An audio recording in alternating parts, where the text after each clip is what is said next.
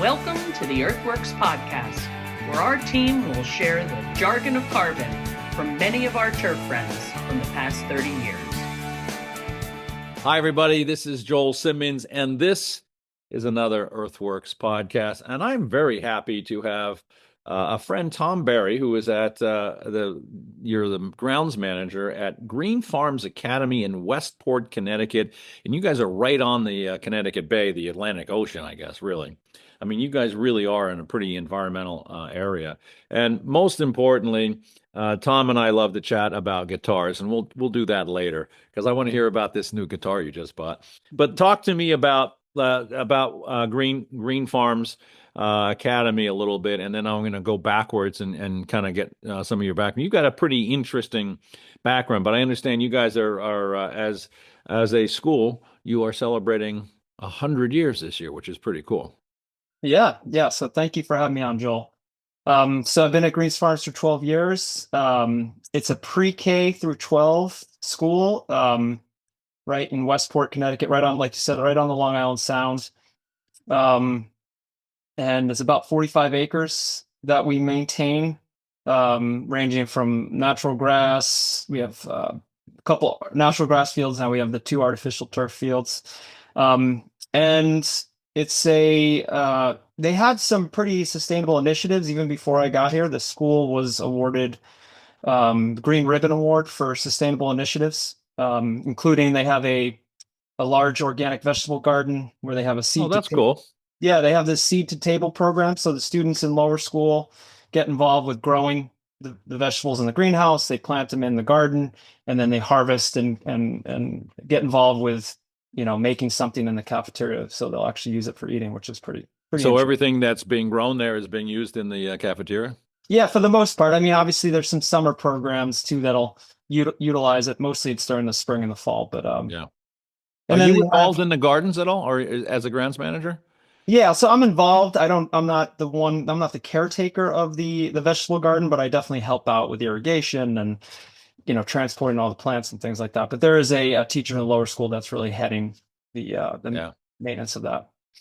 How big is your team? I mean, how many people are on the grounds at that school? Yeah, so it's just 4 of us. So me and three other guys. We're in charge of everything basically outdoors, and then we have the indoor facilities team that we work together with during the winter for storms, like winter snow removal and things like that. Oh, all the fun stuff. Yeah, exactly. That you have to come in at all hours of the day and night to take care of. Give me a history of Green Farms Academy. Yeah, so this is our 100-year. Originated in 1925 as the Bolton School, all girls school. I think it was just the daughters of this woman, Miss Bolton, and then evolved into maybe 50 students up to the next couple of years with her and her sister. It eventually became the Kathleen Laycock School. Again, an all-girls school up until 1965, where they started allowing boys, and at that point it became Greens Farms Academy. So they didn't have boys until 65. Yeah, 69, I think it was. 69, sorry. Yeah, wow, that's pretty cool. Yeah, now we have about 750 students, so it's grown quite a bit. And I assume these, I mean, they're from all around, or are they just local? I mean, where are all the students coming from? It's primarily from Fairfield County in Connecticut and Westchester County in New York. So, and we are actually right at a train stop, the Greens Farm train stop. So I think there was like 25 to 30% of our students come via the train, which is pretty interesting. Oh, really? That's very cool. So for people that don't know your area, Westport is right on the bay, and you're how far from New York City? I mean, you're 20 minutes if there was no traffic. Yeah, probably a little bit more like 40 minutes to get into New York City. 30. Well, traffic is going to make. Oh yeah, the traffic could be 2 hours. At 3 a.m. How long would it take you to get into Manhattan? Would it be 40 minutes? Probably about 40. Okay. And then an easy train ride in. Yeah, I was going to say, you could pop in on the train. So that's pretty cool that you got students coming in on the train on a regular basis. Yeah, it is very nice. It's so it's good too, because we're limited with parking here. So oh, even better. We try to encourage as many students to take the train as possible. So And that area is a very wealthy area. I mean, there's some phenomenal golf courses in your area, but it's a pretty wealthy area, and it's a beautiful. I mean, you're right on the rear on the bay, Yeah. and or the sound. I keep calling it the bay. Let me go backwards. I mean, you got a pretty interesting background, and I know we just talked about this, but you've been teaching at a local community college for a while now, right? I mean, you've been there for a bunch of years. Yeah, yeah, I think since 2010. So about 15 years I've been teaching. Wow. I actually, prior to that too, I was in Hawaii working on golf courses for a little while. I remember that. Yeah. Yeah, and then moved back, and I had gotten my master's degree when I was at college because my hope was eventually to teach in some capacity. Yeah. And so when I moved back from Hawaii, there was a an opening at the community college for the horticulture position as an adjunct. And so I Right. immediately I got the message from one of my old college professors about it, and I applied, and I've been teaching as an adjunct ever since. I teach the turf management class there, and then I also teach the landscape maintenance class. So it's basically one night class in the spring and one night class in the fall. Oh, that's perfect. Yeah. And is that where you went to school? No, I went to UConn, so You did? Okay. got my degrees from University of Connecticut. Yep. So you're from Connecticut. You're born and raised? Originally from Long Island, Oh, I and didn't know that. then I have known you how long? And I didn't know you were yeah, from Long Island. you can't hear the New York in my voice. Well, I suppose I just thought Connecticut was so close that it's just Yeah. all comes out. But I have an aunt that lived in Brantford in Connecticut, so I would come up a lot as a kid, and so when I was looking at schools, I remember just having her nearby was nice. And I knew that they had a turf program. I actually didn't originally start in the turf program. I start in the undecided. It's called the ACES program. Took a couple turf grass classes and decided that's what I wanted to do. So what's your degree in? Turf science, and then Oh, it is. So you I do have- I didn't know you had. I thought you had a horticulture degree for some reason. no, it's Maybe turf because and you're soil teaching science. horticulture. Yeah. And then my graduate work is in soil science. So you leave school. What do you do?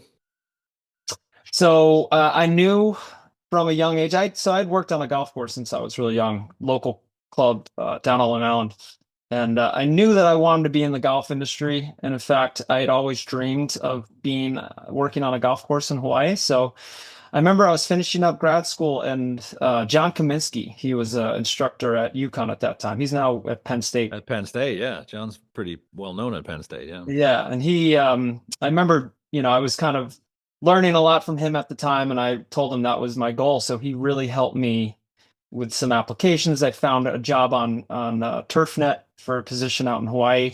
So I did all this online application, getting, emails, responding to emails. I had a bunch of phone interviews. And then I remember I was sitting in with my girlfriend at the time, my now wife, and I told her, I got a job. We're moving to Hawaii. It was pretty surreal. I hadn't even been. She came with you? She went with me. Yeah, I hadn't even been there. I'd never even visited there before.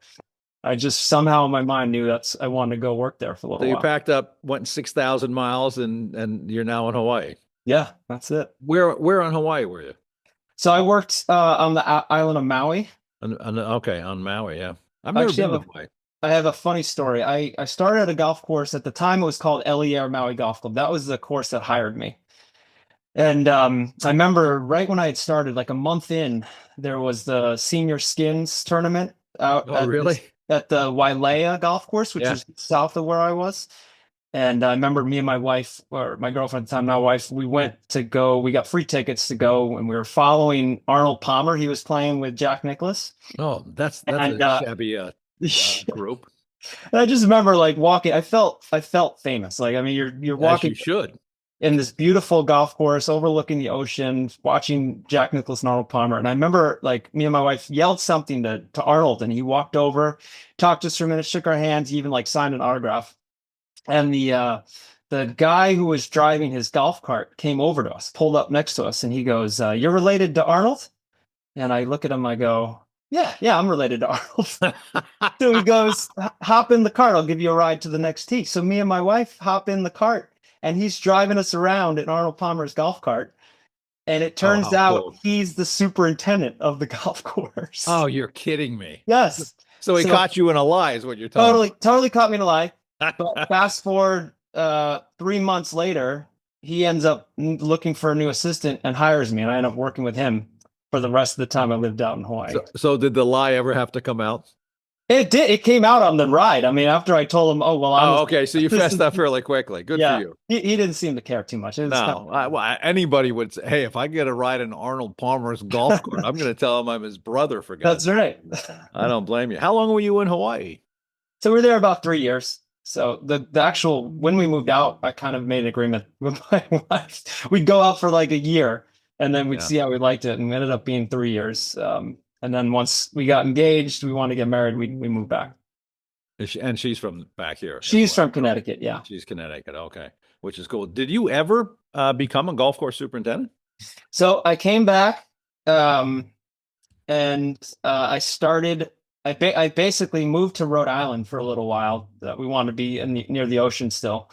And I remember like the week I moved back, I had spent 3-4 months driving across country. So I didn't have a job lined up when I moved back. And I moved to Rhode Island. I got on my bicycle, and I remember biking to every course within, biking distance and tell them, I'm looking for a job. What year is this? This was 2009, I believe. Oh, yeah, so right during the Great Recession. Perfect timing. Yeah. So I'm like, yeah, I have a master's degree in turf grass science. I'm looking for a job to work on the grounds crew. Yeah, I want to mow your fairways. Yeah. I guess that didn't go over that well, did it? Well, no, I got hired. I got hired good. at Shelter Harbor Country Club up in Rhode Island. Hmm. And then who hired you? Ed Walsh. Oh, okay. I remember Ed. Yeah. And I just coming from Hawaii, where 40 hours was a lot in a week, to working for Ed Walsh at Shelter 120 hours. Oh my goodness. I just had to reevaluate if this is really what I want to get into. Yeah, well, maybe not the best place to evaluate, but that's okay. Yes. And he probably didn't let you wear flip-flops and flowered shirts anymore, did he? No, I mean, I think the fact that I showed up in a t-shirt and board shorts and he hired me was a big deal, On your bicycle. On my bicycle. Yeah, exactly. That's too funny. So what happened from there? So then, I worked for a landscaping company for a little bit, trying to find really what I wanted to do. And that's kind of where I got into some of learning about the organic side. I took this, this course is through Northeast Organic Farmers Association. They have an accreditation, organic land care. And I learned a lot about, organic fertilizers and how to manage things organically, a little bit different than what I'd been taught in college. And then just because they don't teach any of that stuff in college. Yeah, learn about compost teas and biostimulants. And there you go. And so that's when I developed kind of the organic lawn care program for the company I worked for. And it just wasn't for me. I didn't really want to be driving in a truck going to 50 different properties in a day. This is Jones' house every day. Yeah. Yeah.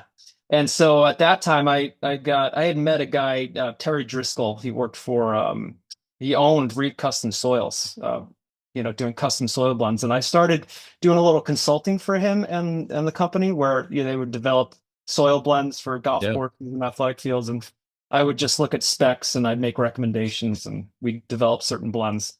And then he's like, well, we just got bought out at that time by 80 Makepeace, the cranberry growers, basically. Yeah. And so they're looking to expand. And so he's like, how would you feel about coming on and being our Connecticut rep? And so I wasn't thrilled to be working with a lawn care company. So it worked out. Right. And I did that for a little while, and I met a ton of people. Like, it was really great in networking, and learned a lot about the sports turf world, because I was selling from the sales job. Yeah, I was selling. You tell me that. Yeah, the infield mixes. I was working with guys on root zones for new athletic fields. I'd met guys like Dennis Brolin, who were doing the installs, and learned a lot from them. And that's when I came down to Greens Farms on a sales call, trying to sell them. Oh, really? I didn't hear this part. Yeah, and the director of facilities like, yeah, we're looking for a grounds manager, and I'm like, this is like 20 minutes from my house. I had met a lot of other people who had this role at other private schools down here, where they're getting lunches for free, they're working 40 hours a week, weekends off. I'm like, this might be perfect. I like this idea. This is good. Yeah. Are you still getting lunches for free and have your weekends off? Absolutely, yeah. Excellent. Excellent. So you're able to start a family now. This is kind correct. of cool. You had all the benefits. What year was this? So that was 2013.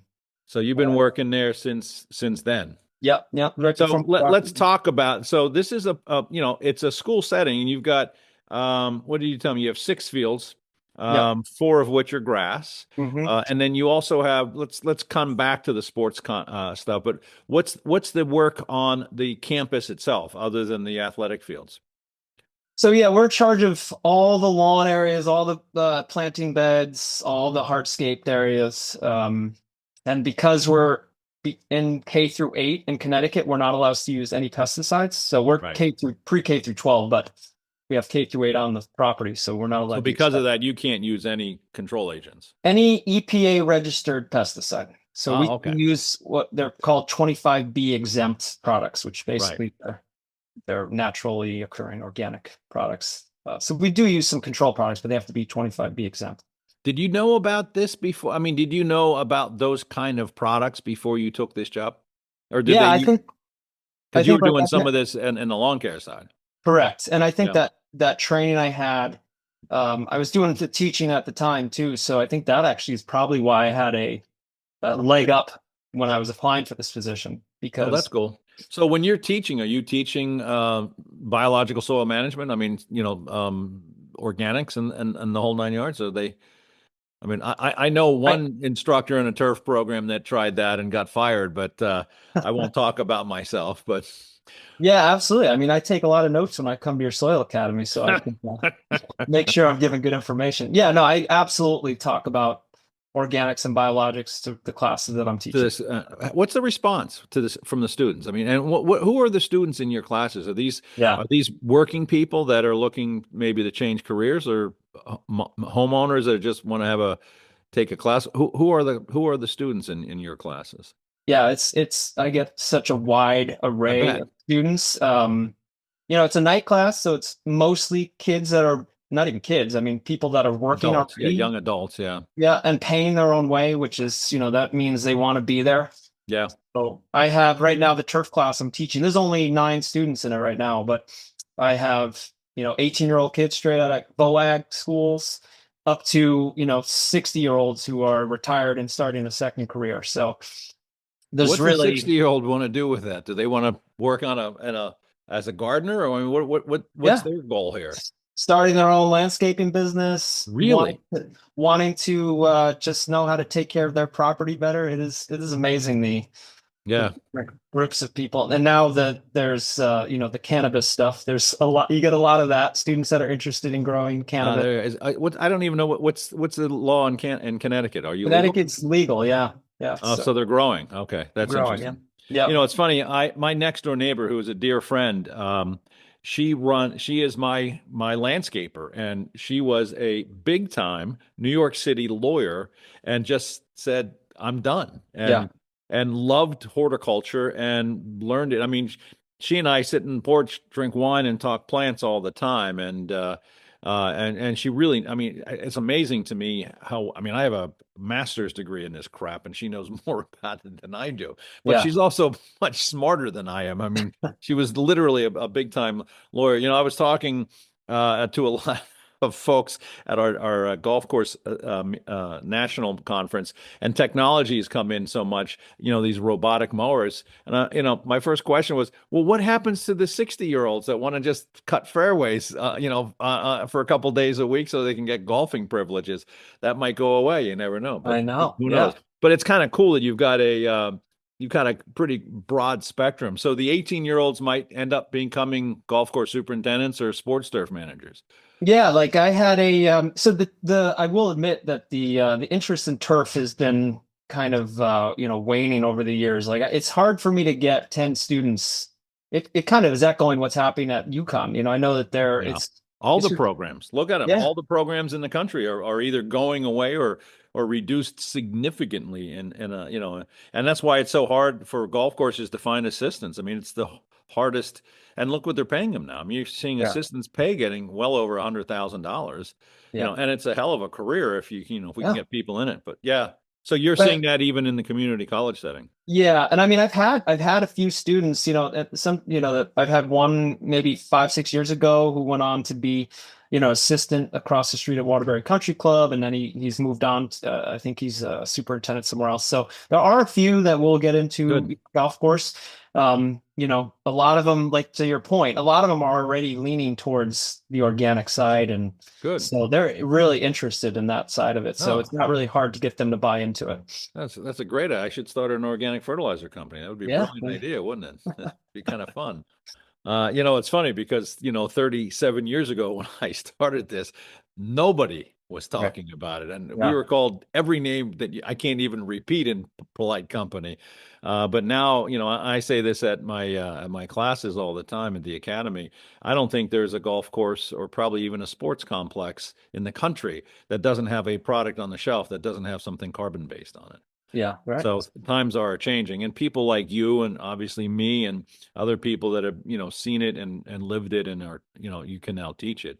And, and basically let people discover for themselves. I mean, that's what you're doing, which is Yeah. really very cool. Yeah. So I mean, I think the fact that we are limited with using pesticide, not being able to use pesticides, like we really have to make sure we're solving any underlying condition, so we have to make right. sure we have good. I mean, not to say that any superintendent or any other sports turf No, manager of is course not. already doing that, but we don't have the ability to go treat if we do have an issue. So, if we preventing disease, Yeah. or certain pests, like we have to make sure that So we come given back. that situation, what's your biggest headache? What's the biggest problem that you can't solve easily because of lack of control agents? It's definitely weed control, just Yeah. because, wear is inevitable, so anytime we have wear down the center of the fields, trying to get grass to grow before the weeds without having any Right. control products, Yeah. and then just weed control over the entire campus, like in our planting beds, in our cracks, in our hardscape areas, having to try all these, like, salt or vinegar sprays, things Yeah. like that.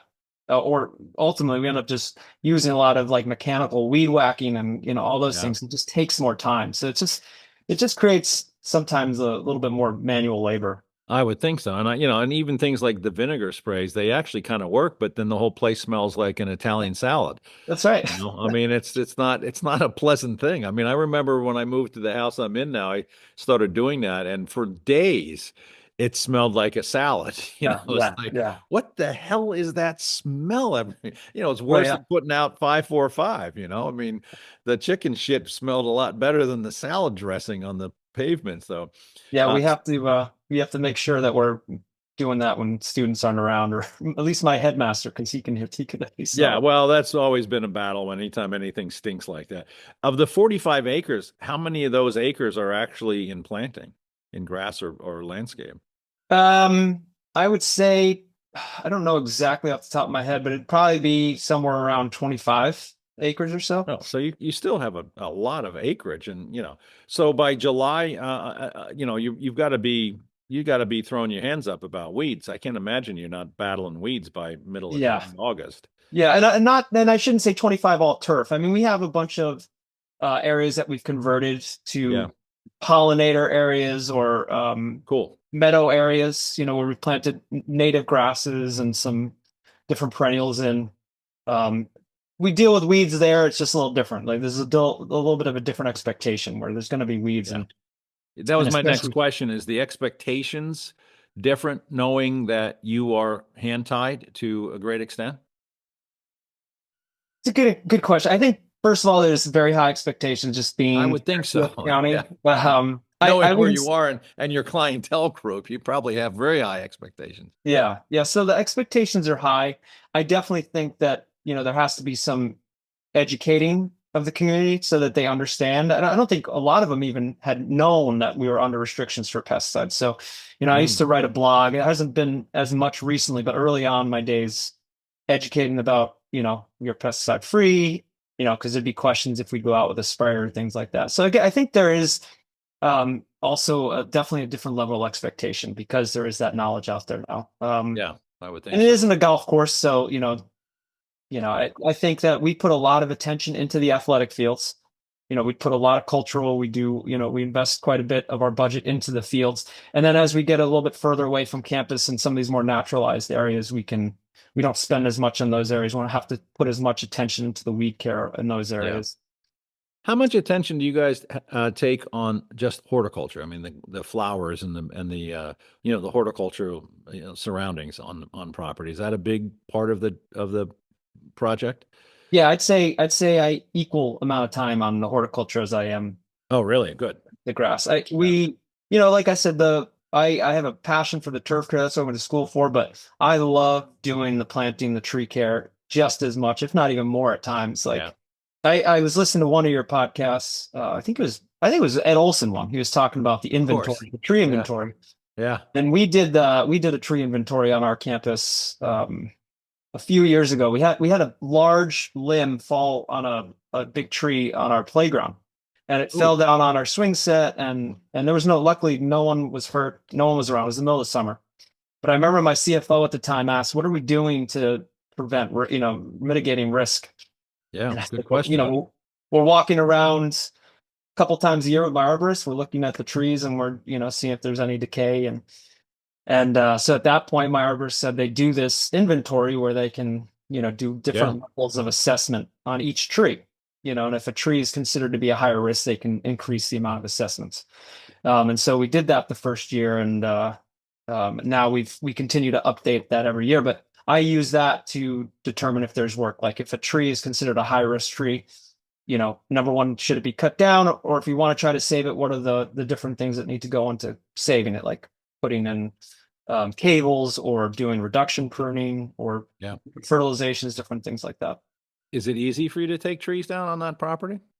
So I've become a little bit of a tree hugger, so I prefer not to take trees down. Oh, that's good. But Yeah. but when you have to, I mean, is it doable? It is. Yeah, Okay. I'd say I'm at the point now where, I mean, we have a lot of trees that are kind of getting to the end of their life, especially when I first started. A lot of Norway maples were planted that they're short Really? lived urban Yeah. trees, and they Right. just Yeah, not so great. we got rid of quite a bit of those. So now we're kind of in a phase where we're trying to replace trees that have been removed. So we're planting more long living native species like oaks Right. and native maples and things like that.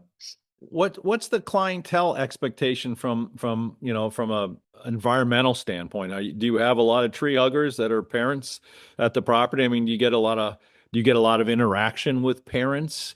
And what kind of influence do they have on what your day to day is like? Yeah. Yeah, I think that there are, a lot of parents in this area, especially that are Yeah, I really would think so. interested, being so close to Long Island Sound. Yeah, it's a wealthy community. I mean, you're close to, water and, it's a very environmental area. Yeah. Yeah. So there's definitely parents that, have an input. And I think since I've been here for as long as I have, I've done tours with parents, showing them what we're doing. I do these not podcasts. I do these blog posting, things like that. So I think they all know that I'm trying to do what's best for the environment and making sure I'm not, cutting trees. They know that at this point. They know me pretty well. So I don't have 12 years. interactions I have now are just we do part of what my job duties is I direct traffic in the morning. So every morning, I remember you telling me that. yes. So, helping the kids out of the car. So those are kind of the times where I have opportunities to talk to the parents, or if they see me when they're picking their kids up, and any input they have, that's when I usually hear from them.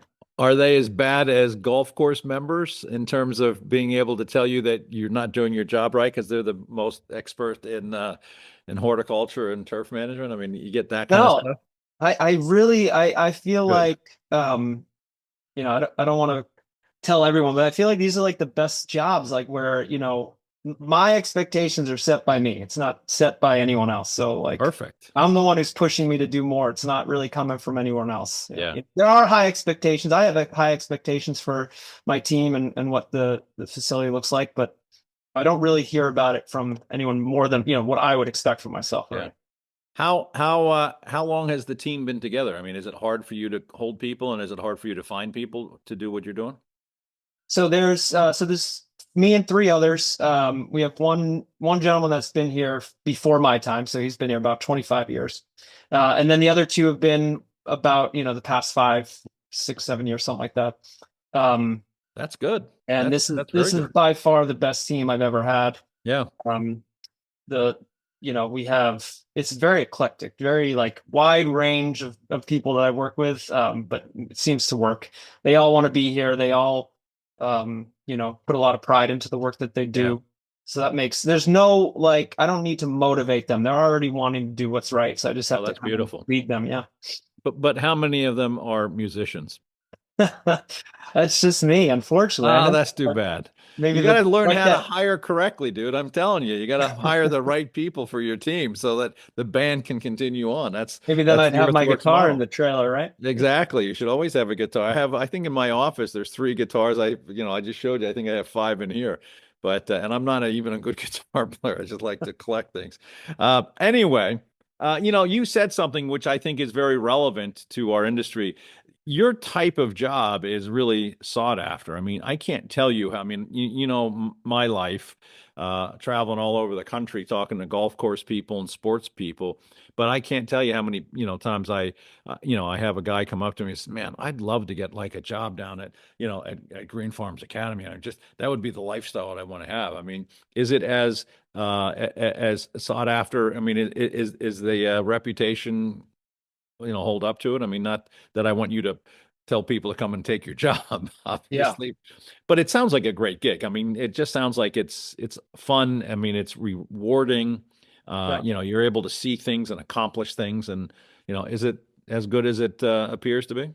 Yeah, I mean, from a lifestyle standpoint, I mean, I can be home when my kids are getting off the school bus, at like four Beautiful. o'clock, basically. I'm not really working weekends. We have some weekend Events. events here Yeah. and there, but it's certainly not regular. Like I said, the expectations are really coming from me. So from a stress and like family life standpoint, it couldn't be better. It's just, when I first was working with Reed Custom Soil, I remember hearing about this position. I didn't know if they valued these positions in Good terms of point. like, Good. yeah, Yeah. I wasn't sure how these positions were valued by the schools and the communities. And so I think it really depends on the situation, because I know other people that are in these positions is not valued as much in terms of compensation and benefits and things like that. So Greens Farms has really valued my position and our team's position. So I think that's really a big Yeah. part of why this position works so well for me. And I think that's changing across the industry. I mean, in academic environments like yours, I think you're seeing that change a lot. I mean, it used to be, we would walk into a place to talk to the guy, cutting the grass, and he was the janitor. Right. And now you're seeing professionals come in that have expertise and, education. And the other thing I talk a lot about is, especially at the university level, but I think this would be true of you guys too, is that, I asked you about the horticulture. The horticulture is really changing, the dynamic, because people want to send their kids to a place that's attractive. I mean, Yeah. you'll get there. I don't think your kids are old enough yet, but I remember when I started taking my son around to colleges to look at colleges, some of them were really, I mean, obviously I'm a horticulturist, but some of them were really very nice. And then some of them were just dirt tracks. And I'm like, I don't want to send my kid here. And I was very focused about this because we were really looking at that. And I remember listening to, moms and dads saying, this place really isn't that nice. And really what they were talking about is the horticulture. And, and I've been on campuses where, the grounds manager has really turned that around, and it's become a recruiting tool, Yeah. at an academic level. I mean, you're a little bit different because you're, well, maybe you're not. I don't know. I mean, is that a recruiting tool for you guys? I mean, is it recruiting even an issue for you guys? It probably isn't, but No, it's certainly, there's a lot of competition with, I mean, is there? Okay. we're in part of the country where the public schools are some of the best in the country. Yeah. Yeah. And so we are asking families to pay $50,000 a year. Right. So, my headmaster really is a big promoter of the facilities being a part of the the outdoor classroom and part of the educational Yeah. process. So that is very big. And so how it looks, how it's usable, the spaces have to be usable. So, I get involved. I also, this is a part of the job I love, is because I do teach. I do get involved with assisting different classes. Like, we use that Oh, cool. inventory with the upper school. They'll like measure the diameter of trees and estimate carbon sequestration and all those different things. And so, they're using these spaces, these outdoor spaces, as part of the educational process. The So classroom. Yeah, it's an outdoor yeah, classroom. That's beautiful. yeah, and Yeah. I think that's very important. And I also think when I got hired, they had made this huge investment in all the fields. So they had just built that artificial turf field. They had renovated a couple of natural grass fields, and they're like, uh, they want to make sure that that investment was being taken care of. So Yeah. that was also a big part of it, is, the costs involved with the capital to build the fields. They Yeah. want to Yeah. make sure that it's maintained. So let's talk fields. You got 4 grass fields. Mhm. Let's talk about the plastic fields first. I mean, that had to be fairly foreign for you when you got there. Was there a plastic field? Yeah, so there was one artificial turf field I keep already. calling them plastic. Sorry. Yeah. You can tell my bias, but that's okay. It's mine. Well, But anyway, now you had now you one. say, yeah, we had one. And so and it's a little bit of a unique field in the fact that it's a shorter carpet, because it's used for field hockey. So we don't have football. We primarily play soccer, lacrosse, and field hockey on that field.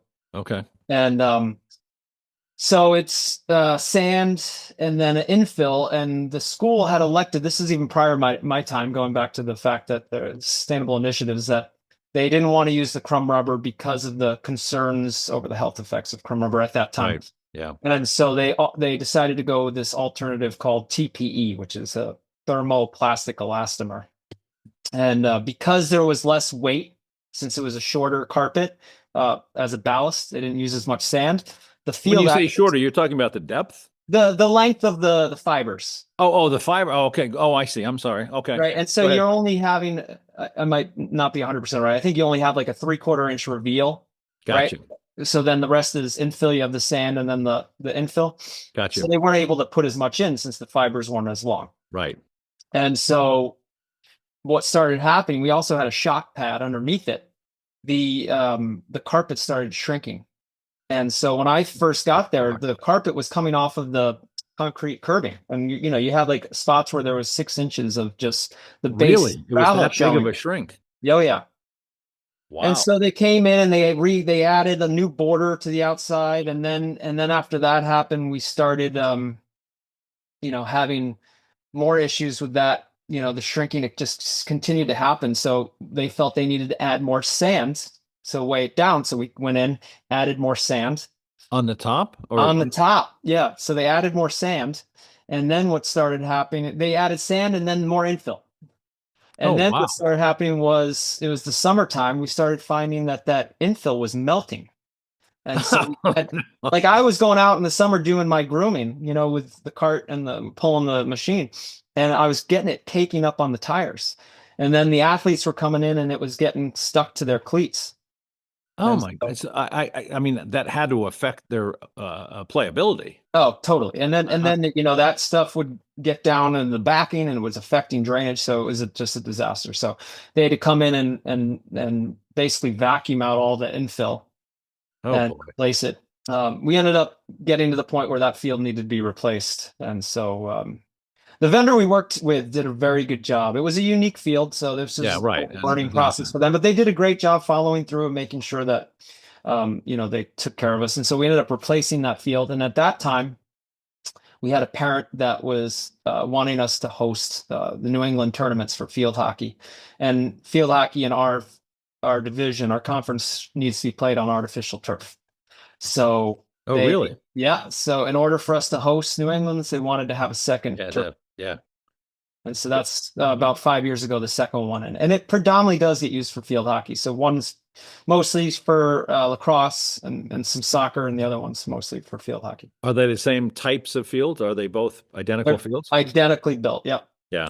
Exactly. So what's your day-to-day maintenance on the artificial fields? What do you have to do to maintain these?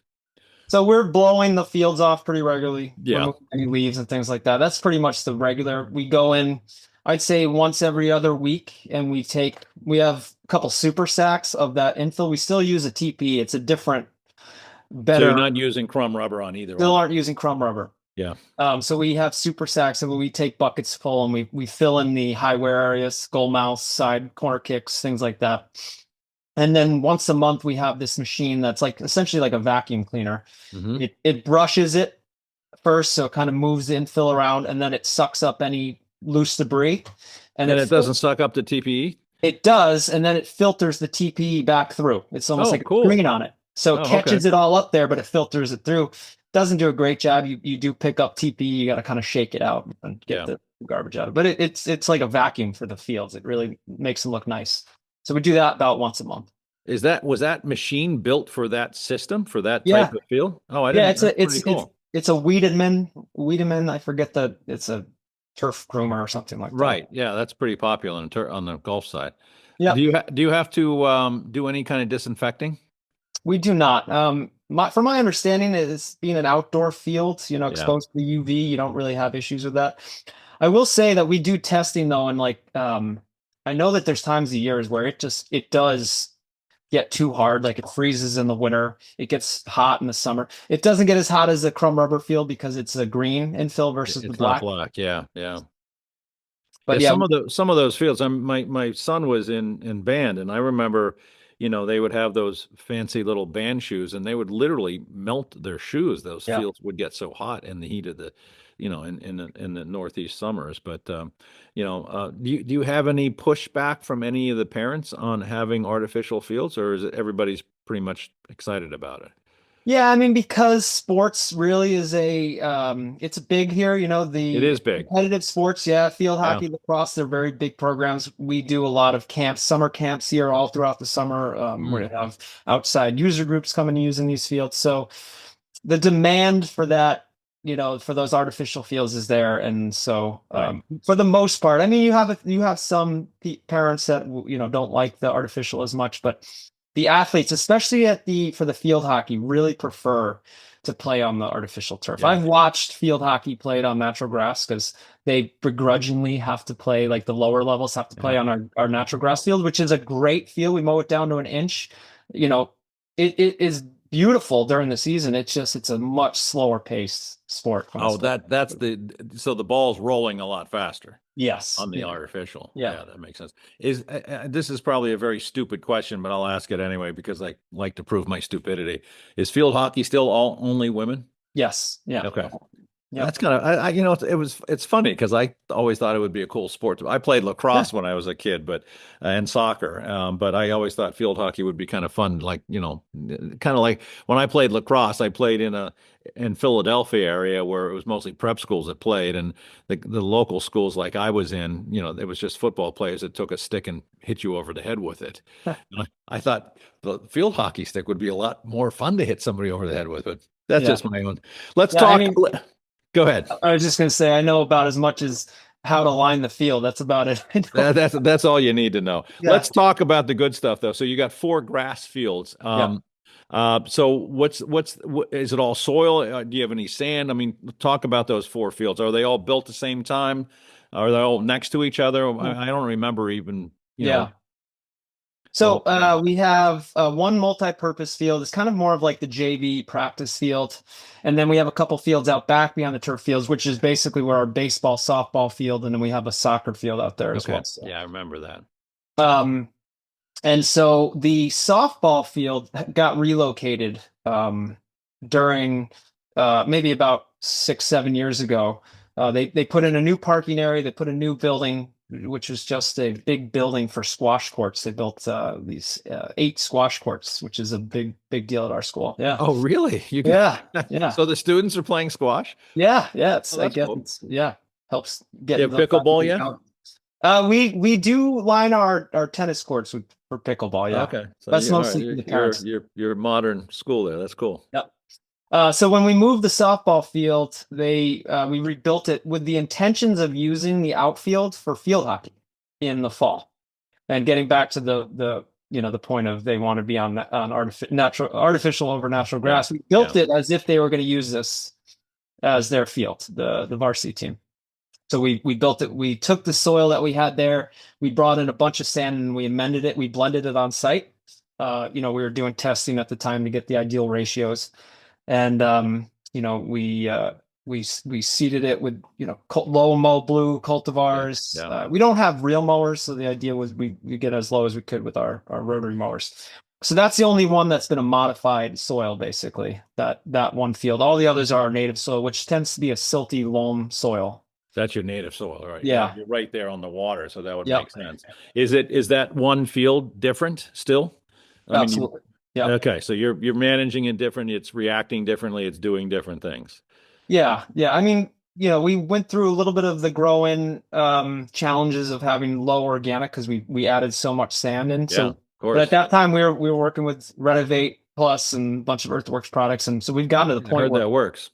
from a fertility standpoint, it's responding very quickly, and but yeah, that field. You had experience in soil building prior, Yes, to coming there. So this was probably right down your alley, absolutely. Yeah, which is pretty cool. yeah, yeah. So So now you that field it does perform better. I mean, it drains quicker, yeah, the sandier soil. The turf, we don't have as much issues with um, annual bluegrass as that field because it doesn't stay wet as much on on that surface. yeah, Where it's the draining other, better, yeah. yeah, the other fields, especially where you're getting a lot of compaction from the athletes, that's where we struggle with some of those. Do you Those. still have to push more nitrogen on the sandier fill? Um, a little bit, yeah, a little bit Just more because on of that its, one yeah, field versus the others. I mean, there's a CEC is lower, yeah, I would there's a think. story I tell my class is because they also renovated one of the natural grass fields early before I started. And I remember when I first got the job, I was taking a tour of the facility, and all the fields were kind of like a yellow green. And there was, this was in like May. And I remember saying to the director of facilities, I'm like, have you gotten any nitrogen out here? He's like, no, I don't think we fertilized last year. I'm like, jeez, you We might didn't want to, fertilize yeah, last yeah. year. Yeah. I don't think they had fertilized in a year. And I could tell, like, crabgrass season was right around the corner and Yeah, in turf everywhere. And I'm like, well, you probably should do that. So it turns out they hired me, they hadn't fertilized anything. So nothing.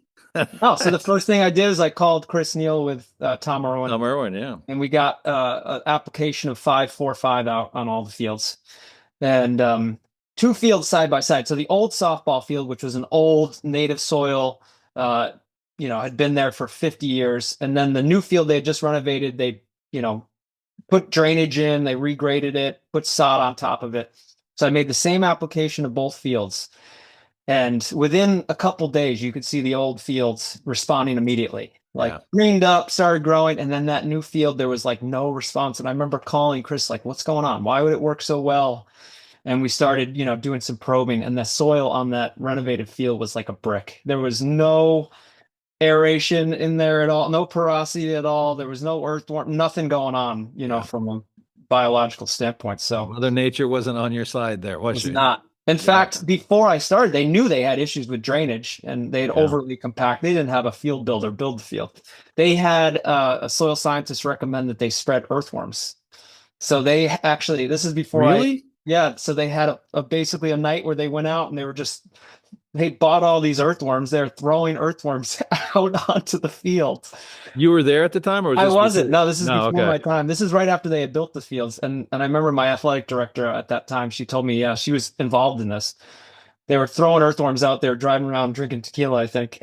Excellent. Now that sounds like a party. I like that. And then And within minutes, the field was covered in birds eating all the worms.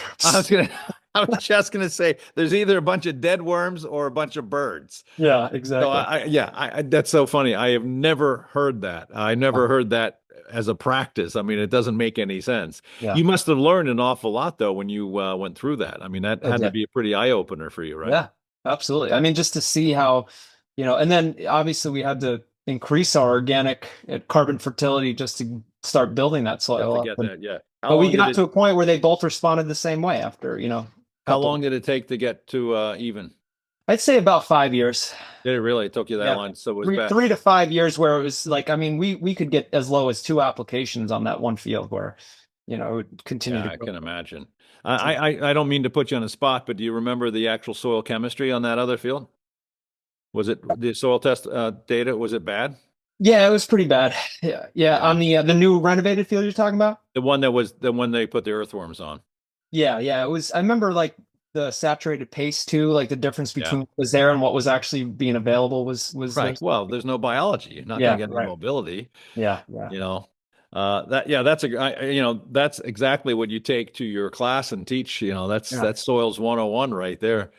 And I tell those stories all the time. I mean, I've told this story 1,000 times in academies, but the first application that we put down a 545 on one golf course, it was the middle of July and everything, was standing up tall. Everything around it was wilting. And I went to the next golf course down the street thinking that, I'm going to be a zillionaire because this stuff works so well. And Yeah. it didn't work. This is 545. Right. It didn't react at all. And, then, Jerry, my partner at the time, says, "Did you run a soil sample?" And I'm like, "Well, no. Why?" Duh. Yeah. And so, you start to look at the data and you realize, oh, yeah, there's more to this picture Right. than what meets the eye. So, that's a great lesson. So how's that field that they try to get earthworms into today? Oh, great. Yeah. I mean, responds immediately. The biology is definitely there. What's So the profile look like? If you would have put a profiler in there, is it humified? Are you seeing an organic profile that's working for you there? I mean, can you yeah, actually see it? yes, absolutely. And you can just see just the physical, the aggregation of the soil particles too. Like Right, I said, right. when I first took, that cutter on that one Yeah. field when I started, it just looked like a brick. You couldn't see any structure at all. And now you can see the roots and the aggregation of those soil particles. So just you visibly can see it. And you can get the profile down. You can actually get Yes. down into the soil. You can probably aerify it too. You probably couldn't aerify it before, could you? Oh no, I remember the first time I was doing something wrong with the aerator because I was breaking time so easily, and I'm like, is the angle of the aerator Is it me? What's going on here? Yeah, I What thought I the didn't know what the hell hell? I was doing. So, Yeah. but yeah, This we is got costing me a fortune in tines. it's Yeah. just the time to get off the machine and replace the tines and start and make one pass and then Yeah. you're broken. Yeah. This story that you're telling is heresy, as I've been told many times in my career, and I heard that recently up at the New England show that this is all heresy. Really? You can't change. Yeah, you can't change soils. Yeah, it's amazing to me that we still get that kind of feedback from certain academics, and and I've had this conversation with 1,000 superintendents. I've seen it thousands of times myself. I mean, it takes time. I mean, like you said, it's 5 years. I mean, Yeah. that's imagine from a sales standpoint. Hey Tom, I can fix this field in 5 years. Oh, great, Joel, get the hell out. I Right. mean, that's Right. just that's nobody's got that kind of patience, but think about it. That field that you changed is going to be like that for a very, very long time. Now, if you walked away from that, stopped managing, it would revert back, but it Right. would take a long time to do that. Yes. And it's you have a field now that drains and works and got grass, and it's probably the other thing that's probably very true is it's probably a lot safer for your students. Yeah, for I sure. yeah, I remember early on, one of my first experiences was with a big parks department out in Virginia, Northern Virginia. They had 100 fields or so, and their biggest concern was when the fields were that hard, the liability. I mean, kids getting hurt was pretty prevalent, Yeah. and by going through and doing what you just described, they actually lowered their liabilities, their Yeah. costs. So there's an ROI in all that. So it's pretty cool. Yeah. That's fascinating, and you won't believe this, but we just ran through an hour, and I really want to talk about your new guitar. So it's funny. I travel all over the country, and obviously being a guitar enthusiast and a mediocre guitar player, I get into a lot of conversations with guys. But it's amazing to me how many people in the turf industry play guitar Yeah. or some kind of an instrument, but guitar in particular. I think guitar is prevalent. In fact, Kevin Hicks, I don't know if you saw this, it was maybe a year and a half ago, 2 years ago, he did a interview with a mechanic at a golf course, I think down in Virginia, who actually builds beautiful guitars. I mean, and he has a website on it, but everywhere I go, I run into wannabe musicians or guys like you that have a band, Tommy and the Moneymakers. I mean, you've been playing guitar your whole life. How long you been playing? Yeah, I started when I was 13. Wow. Um, I remember my brother is 6 years older than me, and he played guitar, and I just always looked up to him. I thought it was so cool. Like, man, Yeah. Well, girls love you're just that. trying to figure out how to get girls. That's it, At that 100%. point. Yeah, exactly. Come on. If you can sing and play four chords, you got the girls. It's all that That's matters. it. It's Yeah, very funny. so I always played guitar. I didn't really sing much. And then I remember in college, I had a cousin that also went to UConn, and she's like, let's go do an open mic night. And so I'm like, all right, well, I haven't really sang much. So I went and we did this open mic night. And I sang and I got some good feedback. So I'm like, oh, maybe I can do this. I always was self-conscious of like my voice. So I We wasn't all sure. are. Everybody is. Yeah. Yeah. I mean, it's the And most so once I got petrifying over thing. that, I started doing these. There was this pub right by UConn campus called Schmedley's. And so I would go and do an open mic night and all my friends would go. And it was me and this one guy who played the drums, which is a little weird for an open mic night, a guitar player and a drummer. A drummer? That is Yeah, weird. but the two people that ran the open mic night, one of them played the bass, so he would sit in and play the bass. Oh, perfect. You got a band. And then yeah, then the owner of the bar was like, "Hey, do you want to come play a gig?" I'm like, "Well, it's really just me and the drummer." So I asked the two guys that ran the open mic night. Next thing you know, there's Tom and the Moneymakers, because the drummer's name was, everyone called him Mike Money, so that's how we became Tom and the Moneymakers. See? You could have been a rock history, right? You Yeah. could be in the Hall of Fame, dude. And then my college advisor, Carl Giard from UConn, he's who I went to grad school under. Just did a lot of research on fertilization and water quality, that type of stuff. He would always be in his office, and like the door would be closed, and I'd look in, and he'd be in there playing his guitar with his feet up on the desk. And that was kind of towards the end of his career, or end of his time at UConn. Yeah. And so him and I stay in touch, and actually every summer we get together. He runs this little music series in a library up in his town, and I'll get together. I'll play a little show up there with my buddy, and we'll play together. That's very cool. Yeah. Yeah, I have to pay a band to play, so the Earthworks band I only get to play because I pay for it all, and like I told you earlier, half the time they unplug me when I am playing, but it's a hell of a lot of fun, isn't it? It's just I mean I can't imagine not ever having a guitar near me for the rest of my life. I mean, I could just sit there for hours and just bang around, and and I everybody that's ever played has a very self-conscious about their voice. Yeah. But when you play by yourself in your little studio, nobody hears you anyway. So who That's cares? right. So you got it's funny. You told me the other day when I saw you up at the show that you bought a new Taylor. Yeah. I can't stop thinking of the bright sound that it makes now ever since you told me. But it's true, isn't it? Yeah, it is true. It is true. So my office is 15 minutes from Martin Guitar.